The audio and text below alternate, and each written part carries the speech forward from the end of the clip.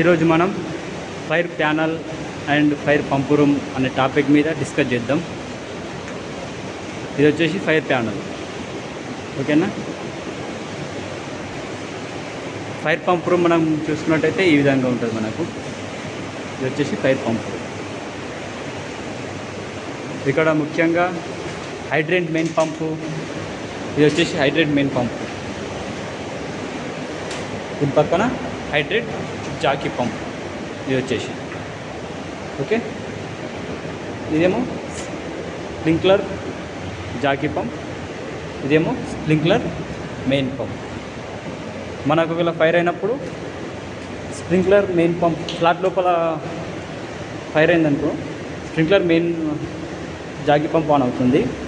ఒకవేళ ఇది కంట్రోల్ చేయకపోతే స్ప్రింక్లర్ మెయిన్ పంప్ అనేది అప్పుడు మనకు స్ప్రింక్లర్ మెయిన్ పంప్ ఆన్ అవుతుంది. జాకీ పంప్ కంట్రోల్ చేయకపోతే స్ప్రింక్లర్ మెయిన్ పంప్ ఆన్ అవుతుంది. మనకు బయట గ్రౌండ్ ఫ్లోర్ నుండి మనం యూజ్ చేయాలనుకుంటే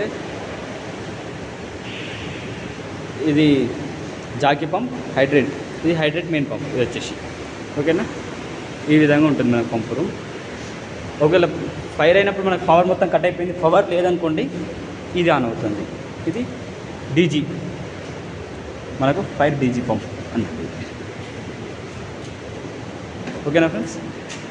ఇది వచ్చేసి ఫైర్ డీజీ. ఇది ఆటోలో స్టార్ట్ అయిపోతుంది. ఫైర్ అయినప్పుడు, పవర్ పోయినప్పుడు, అగ్ని ప్రమాదం జరిగినప్పుడు, పవర్ ఫెయిల్యూర్ అయిందంటే ఇది ఆటోలో ఆన్ అయిపోతుంది. అవి రెండు ఎప్పుడైతే కంట్రోల్ తప్పుతాయో అప్పుడు ఇది ఆన్ అయిపోతుంది ఆటోమేటిక్. దీన్ని మాన్యువల్గా ఆఫ్ చేసుకోవాలి, ఇది ఆటోలో ఆఫ్ కాదు, ఓకేనా. ఇది వచ్చేసి మన ఫైర్ పంప్ రూమ్ ఈ విధంగా ఉంటుంది,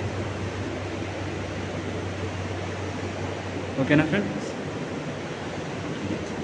ఈ పంప్ సిస్టమ్స్ మొత్తం hydrant main pump, hydrant jockey pump, sprinkler main pump, sprinkler jockey pump, ఒకటి డీజీ పంప్ ఉంటుంది. ఇది వచ్చేసి ఫైర్ పంప్ రూమ్ మనకు, ఓకేనా.